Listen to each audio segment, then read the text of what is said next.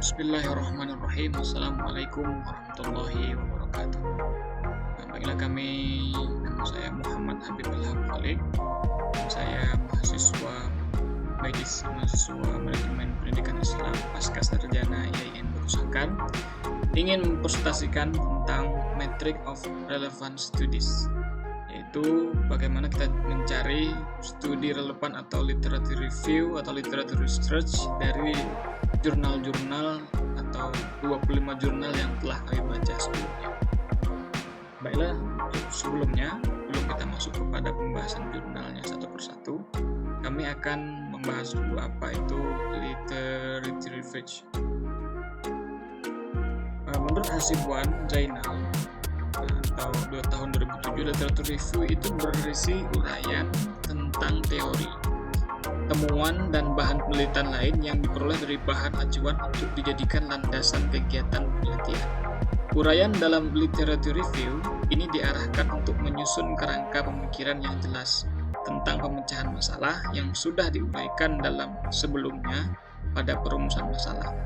Literature review itu berisi ulasan, rangkuman, dan pemikiran penulis tentang beberapa sumber pustaka. Dapat berupa artikel, buku, slide, informasi dari internet, dan lain-lainnya, ataupun jurnal-jurnal yang telah kita baca sebelumnya tentang topik apa yang akan kita bahas. Dan biasanya itu ditempatkan pada bab awal atau bab-bab yang menunjukkan tentang pendahuluan, latar belakang, dan metodologi, dan lain-lainnya. Dan hasil-hasil penelitian yang dilakukan oleh peneliti lain dapat juga dimasukkan sebagai pembanding. Nanti kita ingin mencari research gap-nya, atau kita dapat mencari apa perbedaan penelitian kita, apa kebaruan yang dimiliki oleh penelitian kita. Nah, semua pernyataan dan hasil penelitian yang dilakukan bukan berasal dari penulis, harus disebutkan sumbernya dan tata cara mengacu pada sumber pustaka kaidah yang ditetapkan. Nah, literature review ini haruslah relevan, mutakhir, dan memadai. Ini kita sekedar memahami apa itu literature review atau literature research dalam menentukan apa kebaruan, apa topik yang akan kita bahas. Jadi dari sana kita akan menentukan kerangka penelitian kita nanti. Baiklah, langsung saja masuk kepada penelitian. Ini kami sudah membuat beberapa jurnal, yaitu jurnal tentang Metric of Relevant Studies sesuai dengan topik yang kami akan bahas, yaitu Character Education on COVID-19. Kita akan membahas bagaimana karakter edukasi atau bagaimana cara peningkatan karakter atau bagaimana karakter siswa, karakter murid itu selama COVID-19 ini. Yang pertama itu adalah artikel yang ditulis oleh ini saya kurang tahu judul. Yang pertama judulnya adalah Character Education from the Perspective of Elementary School Physical Education Teachers. Nah, ini dalam jurnal ini yang ingin atau hipotesis atau tujuan yang ingin dicapai oleh seorang peneliti itu adalah aims to examine character education from physical education teachers. Jadi dia ingin mencari bagaimana physical education teacher itu menempa karakter karakter siswa atau murid selama dengan metode kualitatif. Yang diteliti adalah 53 physical education teacher atau guru dari physical education yang bekerja di 53 elementary school from 620 subtris in Sumedang Regency. Ini dia meneliti di Sumedang Regency. Itu ada berjumlah 53 orang guru physical education atau guru penjas. Ini mereka bagaimana caranya karakter siswa yang dapat mereka teliti selama mereka di COVID-19 ini. Apakah belajarnya itu bisa sama seperti belajar mereka ketika mereka di dalam kelas atau tidak. selanjutnya adalah apa yang ditemukan oleh peneliti. The study revealed that character education is defined as the process of individual alteration from family, school, and social life. Meanwhile, the teacher states that the curriculum is considered to be not precisely accessible for the development of character education, since they were still confused about curriculum implementation. However, they believe that physical education is effective to promote character education. Next, di sini ada jurnal yang berjudul dengan The Model of Character and Akhlak Education for Special Needs Children in an Inclusion School. Ini adalah jurnal yang membahas tentang bagaimana karakter dan akhlak edukasi santri, edukasi dalam siswa di tempat sekolah yang inklusi atau sekolah yang menerima murid yang mempunyai kelebihan atau mempunyai kecenderungan lainnya. Ini dia meneliti di Al-Ghazali, Jatinangor Elementary Schools, dan ini tujuan dari jurnal penelitian ini adalah untuk menampilkan bagaimana karakter pendidikan dan akhlak yang ada pada santri-santri atau pada siswa yang memiliki kebutuhan khusus tersebut dalam sekolah tersebut. Dia memakai qualitative method tentunya, dan yang diteliti tentunya adalah anak-anak the child with special needs atau anak-anak yang memiliki kebutuhan khusus. Dan hasil yang didapatkan oleh peneliti adalah there are at least 3 ways in Al-Ghazali Jatinangor Inclusion Elementary School in building children character. This method applies not only to children but also applies to children with special needs. The first of modeling. Nah, ini mereka menemukan bahwasanya ada 3 cara dalam mendidik santri atau akhlak santri yang memiliki kebutuhan khusus. Yang pertama adalah itu first is modeling. The second is a habit. The third is how to use the teacher behavior. Continuum method.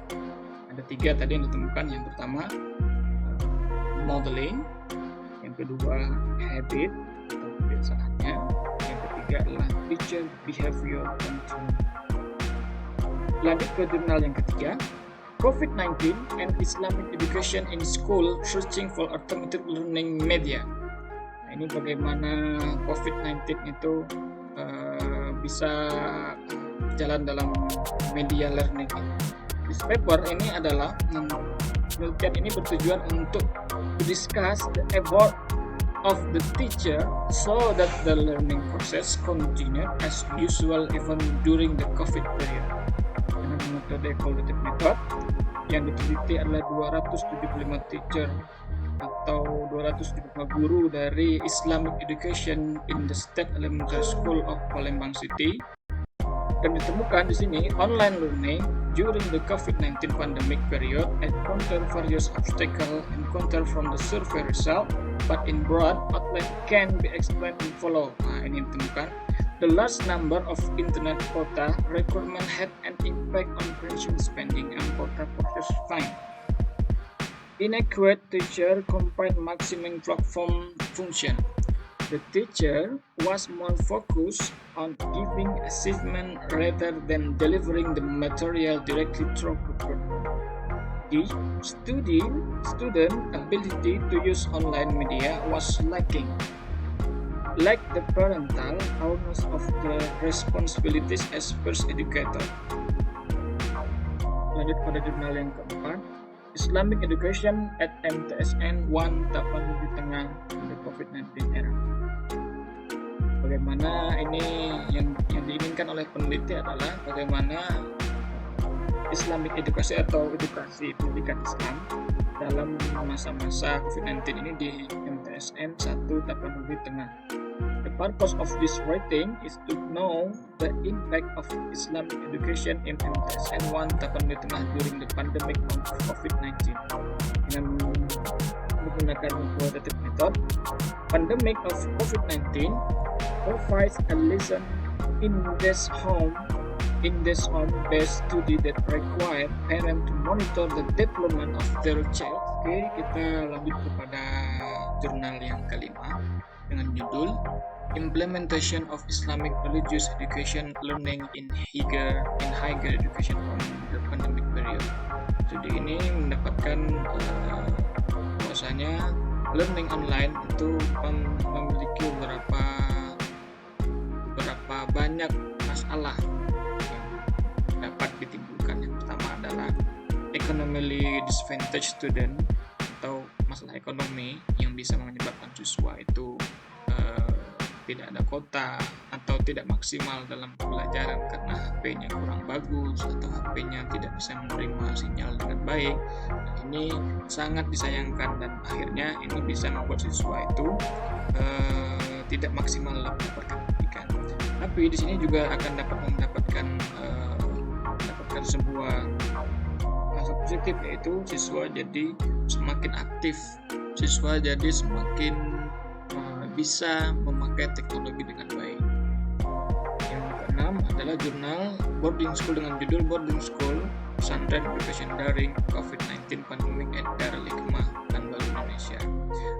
Research ini tujuannya adalah untuk meneliti boarding school education pattern, bagaimana kondisi pendidikan Islam yang ada di boarding school itu di Darul Hikmah Pekanbaru di tengah masa pandemi ini.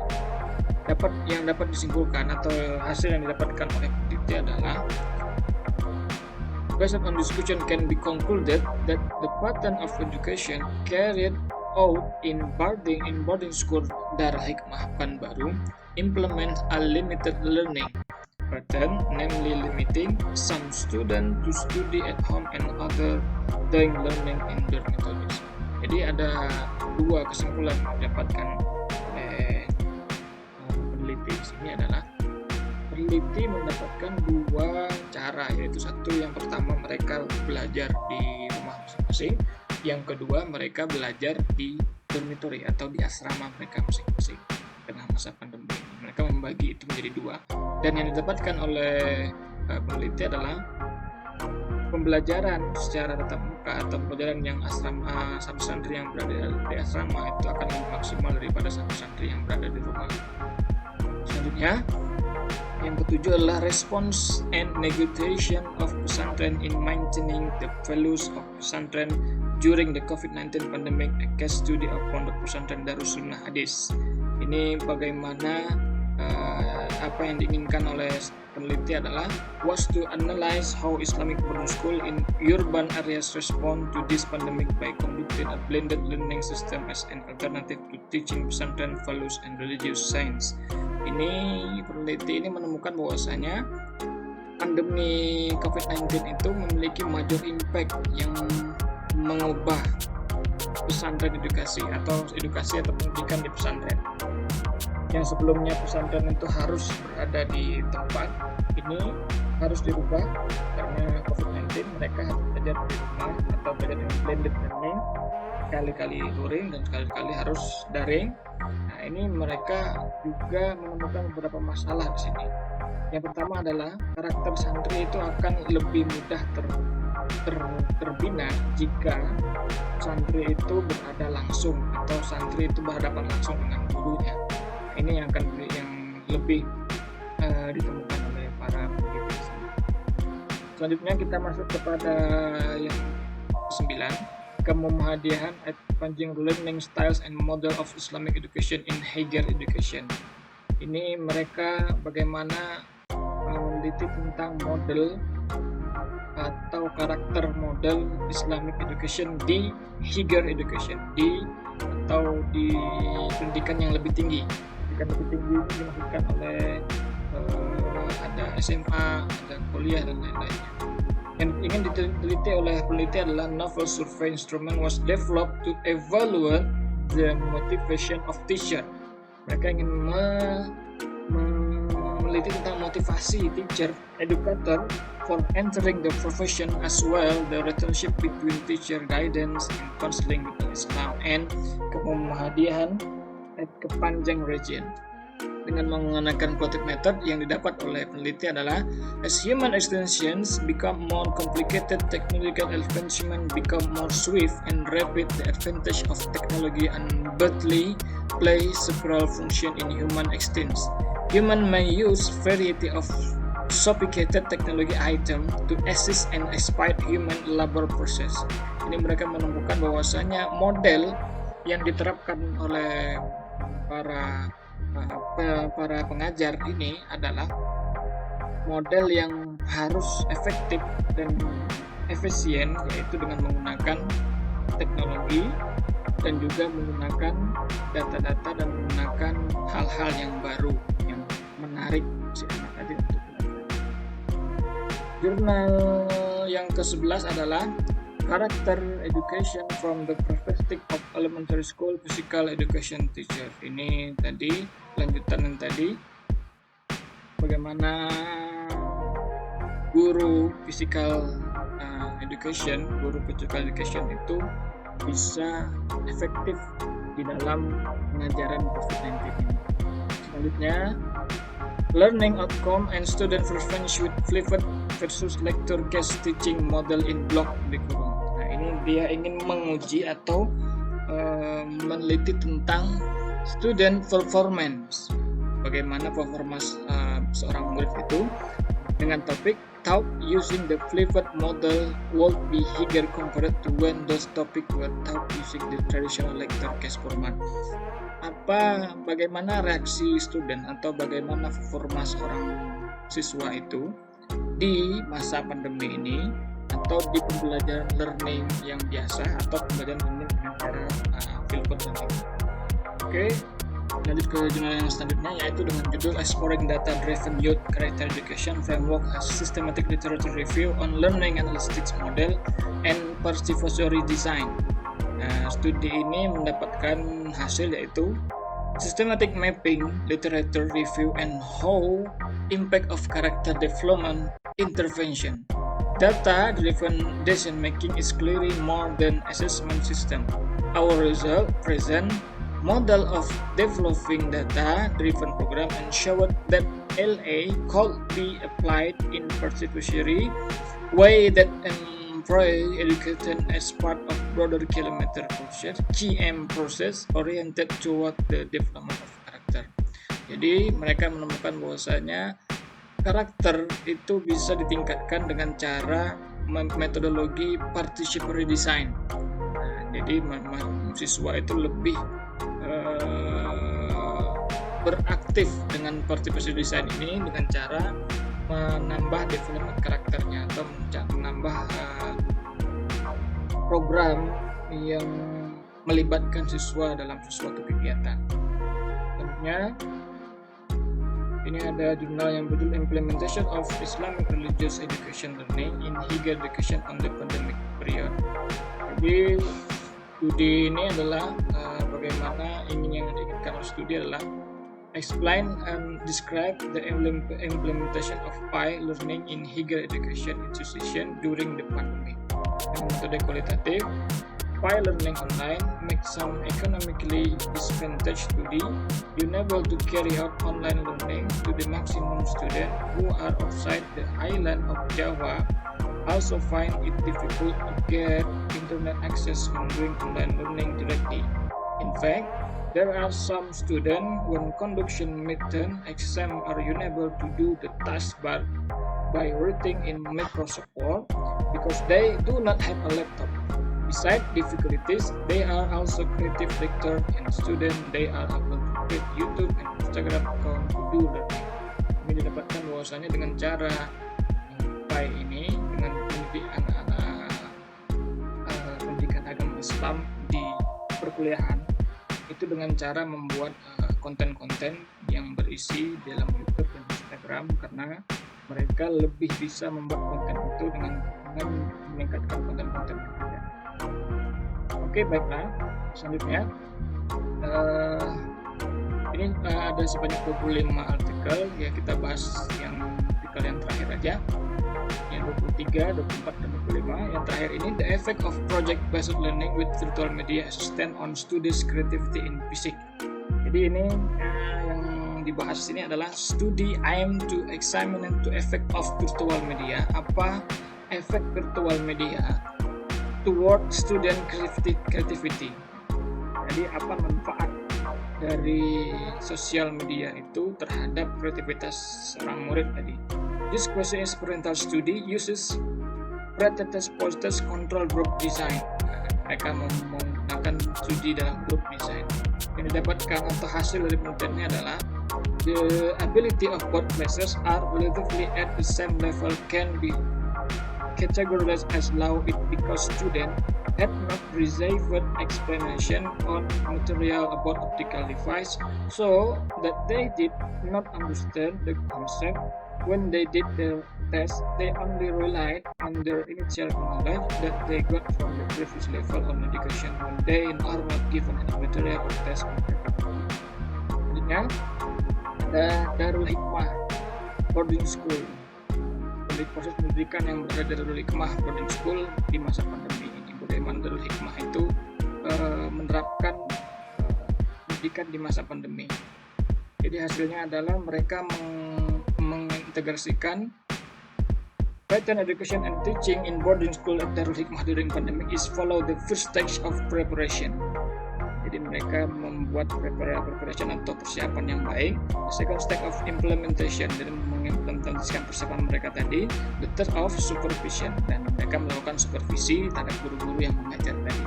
Selanjutnya, problem of the world education in the middle of the pandemic, COVID-19 pandemic. Ini adalah jurnal yang membahas tentang bagaimana masalah yang terjadi pada pendidikan di COVID-19 pandemic ini. The obstacle faced in implementing this learning method, namely the unpreparedness of students in the online teaching and learning process, several. The corrective methods, not only that the weak education of the elderly to accompany students in using online media and not supported by facilities to carry out online learning, did the provision of internet networker with requiring stability codes. The problem in the world of education aimed at the COVID-19 pandemic must be serious concern of the central and local government. Jadi mereka mengungkapkan di sini bahwasanya bagaimana pandemi ini bisa merubah sebagai proses pendidikan yang ada di seluruh dunia ini. Kenapa? Karena dengan pandemi ini mereka otomatis harus belajar untuk bisa menggunakan online media dengan baik atau menggunakan fasilitas-fasilitas virtual, fasilitas digital dengan lebih baik lagi. Oke, baiklah, kita akan lanjut ke pembahasan kita, yaitu pada summary dan resource gap atau gaps yang ada pada jurnal-jurnal atau dokumen-dokumen yang sudah kita bahas tadi di metrik relevant study. Baiklah, yang pertama di artikel yang pertama ini, Character Education from the Perspective of Elementary School Physical Education Teacher, kami menemukan ada gaps. Di sana dijelaskan bahwasanya ini hanya menjelaskan bagaimana edukasi siswa atau karakter siswa edukasi yang berkaitan dengan guru physical education. Tidak dijelaskan itu physical education yang bagaimana dan metodologinya bagaimana. Secara metodologi mereka hanya membahas tentang implementasi dan aktivitas dari guru physical education tadi. Selanjutnya ada the model of character and akhlak education for special needs children in Christian school. Ini tentu di sini jelas dia hanya membahas tentang karakter dan akhlak edukasi. Di sini hanya membahas tentang children support, bagaimana caranya mendidik karakter anak-anak yang memiliki kebutuhan khusus. Jadi di sini hanya membahas tentang karakter dan akhlaknya saja untuk anak-anak yang berkebutuhan khusus. Selanjutnya ada COVID-19 and Islamic Education in School, Searching for Alternative Learning Media. Ini jurnal ini hanya membahas tentang bagaimana alternatif learning media yang akan dibuat siswa selama di dia di karantina atau selama dia di COVID-19 ini, atau selama dia dalam pelajaran luring atau online. Ini hanya membahas tentang online learning, dan ini hanya banyak dibahas required support device, support smartphone, COVID pandemic, dan ini hanya, kalau menurut kami, informasinya kurang padu dan kurang lengkap karena hanya membahas sebagian saja. Selanjutnya, Islamic Education at MTSN 1 tepan di tengah in the COVID area. Artikel ini ditulis oleh Munawir Pasaribu Rahman Rizki, itu diupload di Jurnal International Islamic Studies. Metodologinya kualitatif dan tujuannya adalah untuk mengetahui impact dari impact pendidikan dalam masa pandemik ini, COVID research ini bagaimana.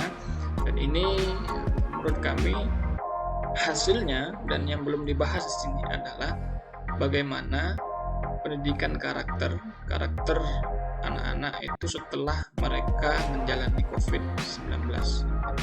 Dan ini belum dibahas di sini, makanya ini mungkin research gap yang kami temukan di sini. Implementation of religious education learning in higher education. Bagaimana proses pembelajaran atau proses pendidikan yang terjadi di higher education.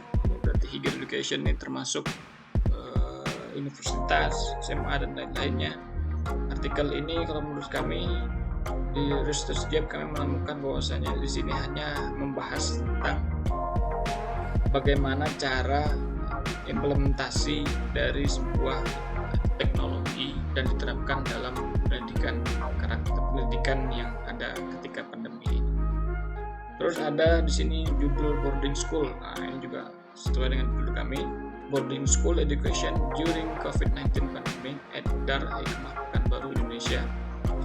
Independent boarding school leadership pattern and not compliant by the state common reference book that they always been used from various countries, and the value system used is part of with communication. 3 elements have been prominent expert opinion. Element is boarding school education, dormitories, school teaching, plus santri and kai. Di sini kami menemukan bahwasanya di sini di Darul Hikmah ini hanya menerapkan 2 metode. Yang pertama ada metode yang di asrama, ada metode yang di rumah. Bagaimana yang di rumah? Yang di rumah mereka menerapkan metode-metode pembelajaran yang online, dan ini juga tidak berjalan secara maksimal. Ini juga yang kami temukan di sini. Karakter santri juga ketika masuk kelas itu berubah dan berbeda dengan santri yang sudah di asrama. Ini yang kami temukan di sini. Selanjutnya kita lanjut saja di sini. Ada di sini judulnya, the response and negotiation of pesantren in mentioning. Ini itu yang the model of character and akhlak education for special needs tadi sudah kita bahas juga. Bagaimana karakter edukasi siswa selama mereka di COVID-19 ini, tapi di sekolah yang inklusi atau sekolah yang menerima juga anak-anak yang berkebutuhan khusus. Ini tadi sudah kita bahas. Terus ada di sini learning outcome and student performance with versus lecture case teaching model in block. Ini ada juga masalah baru di sini. Bahwasanya dia ini artikel yang terus by Anne J. Coburn, Himapi, Yurini, and Linda ini membahas tentang bagaimana Flipboard itu diadu dengan lecture case teaching. Ada metode Flipboard dan ada juga metode lecture case atau case teaching model in block curriculum.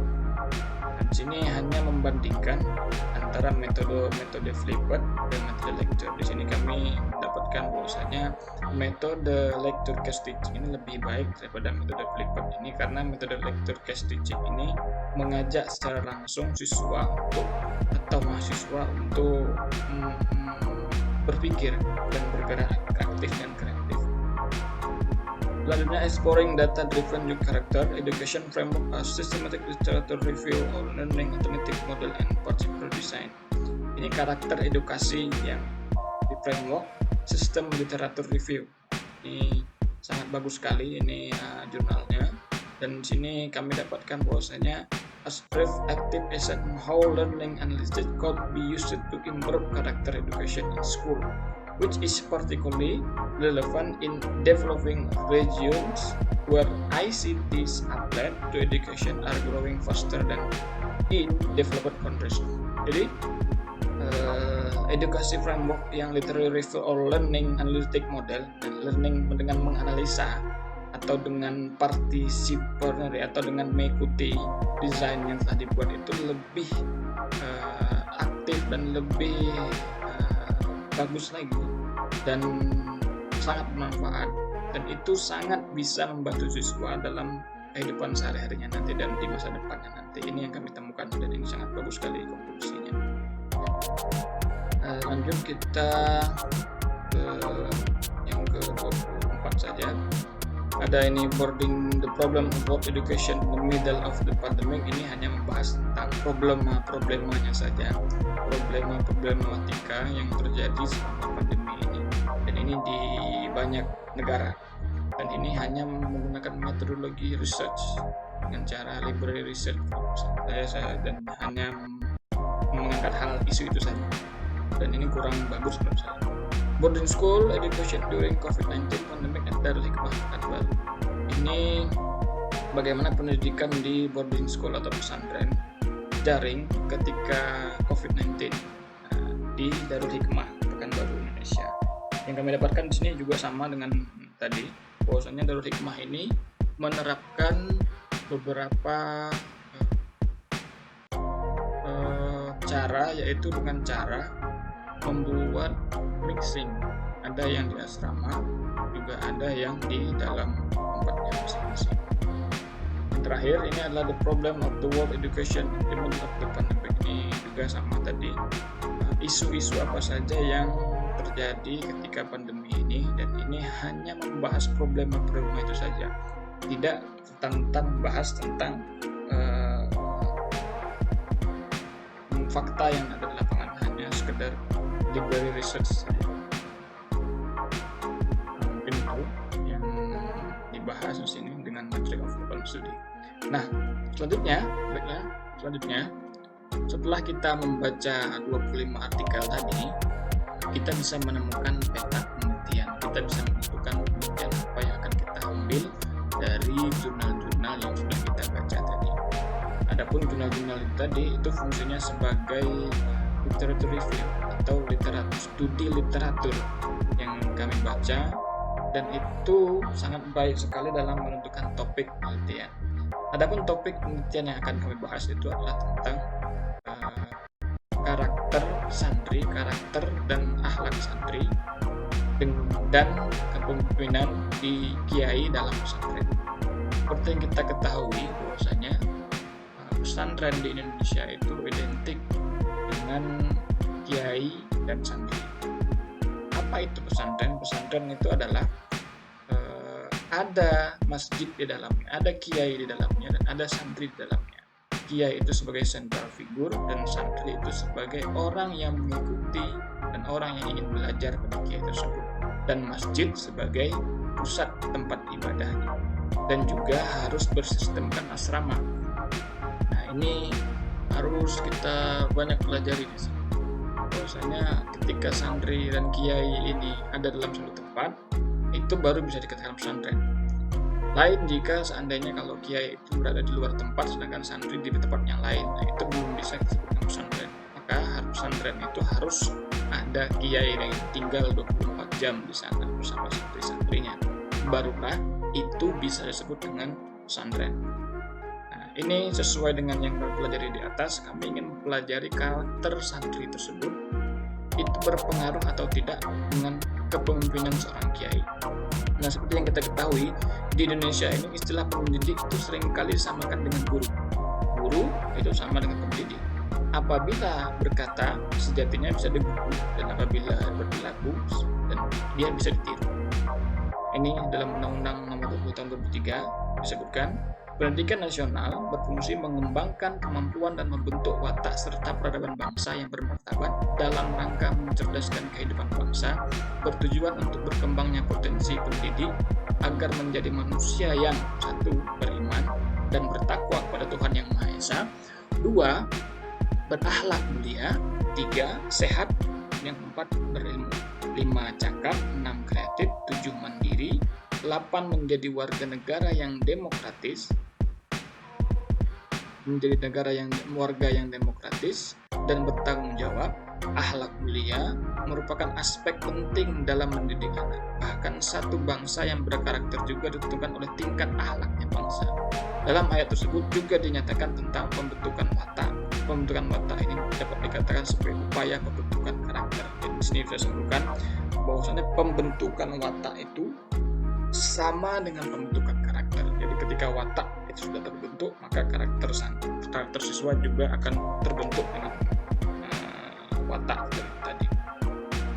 Nah, dalam pembentukan karakter tersebut, sebagai lembaga pendidikan Islam yang memiliki visi dan misi pembentukan karakter, pesantren yang akan kami teliti ini adalah Pesantren Gontor itu memiliki arah tujuan pendidikan yang jelas, yaitu mendidik santrinya untuk berakhlakul karimah. Nah, yang menarik adalah dalam proses pendidikan di Pondok Pesantren Gontor itu, bahwa kiai dan guru, pengurus dan santri itu berada di dalam satu dinamika kehidupan 24 jam dan saling memberikan pengaruh.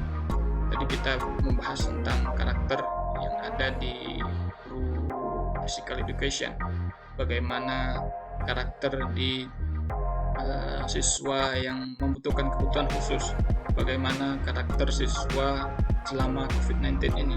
Nah, kita bisa lihat di sini bahwasanya pendidikan itu hanya bisa dilakukan ketika kiai, guru, pengurus dan santri berada di dalam satu dinamika kehidupan selama 24 jam dan saling memberikan pengaruh.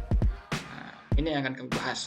Dan sesungguhnya proses pendidikan intelektual dan pendidikan akhlak tidak cukup hanya dengan perkataan saja.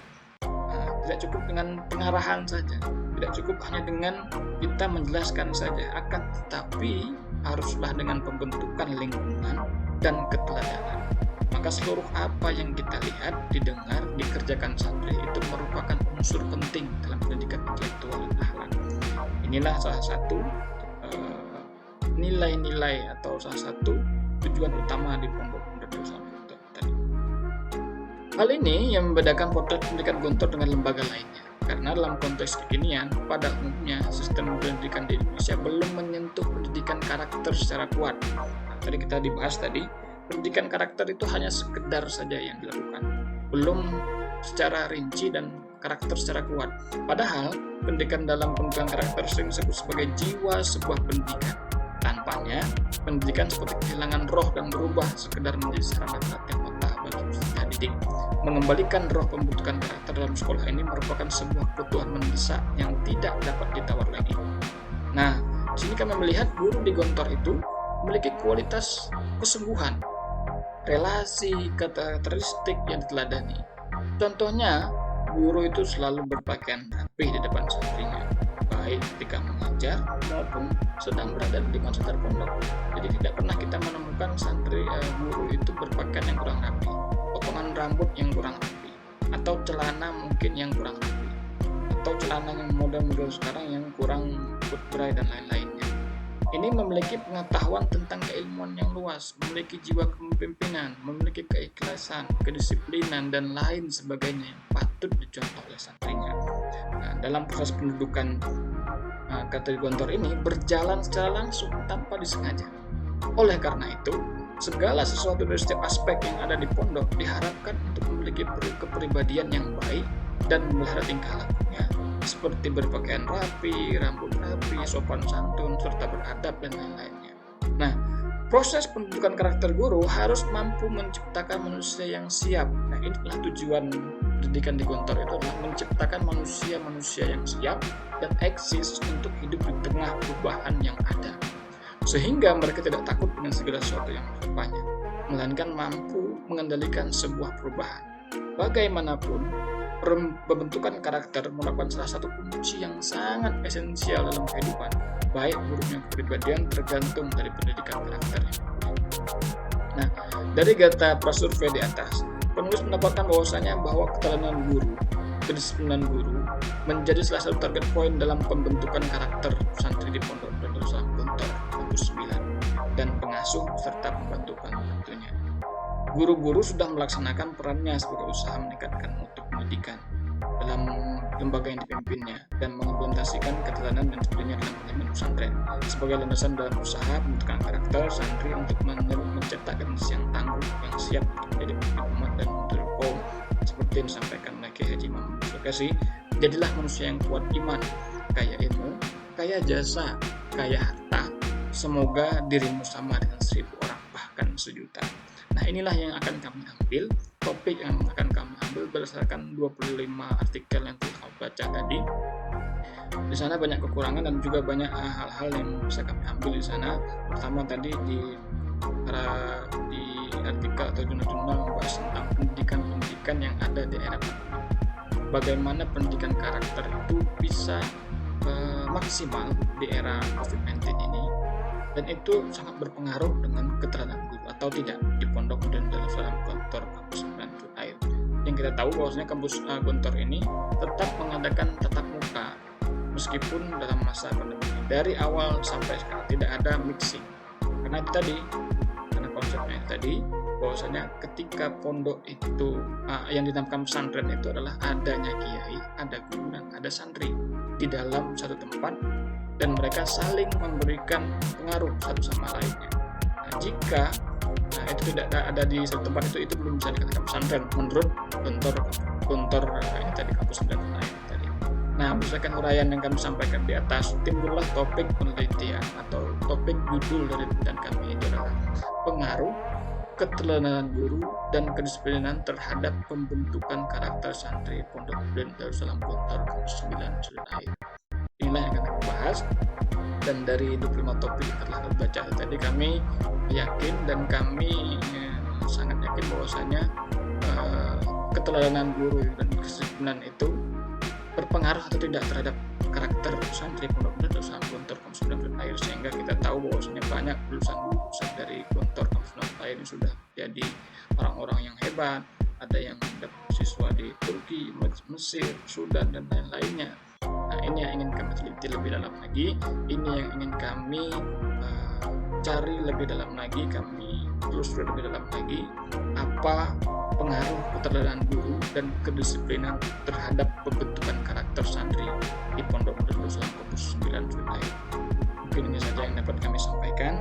Mohon maaf atas segala kekurangan yang kami sampaikan. Lebih dan kurangnya kami mohon maaf pada semuanya.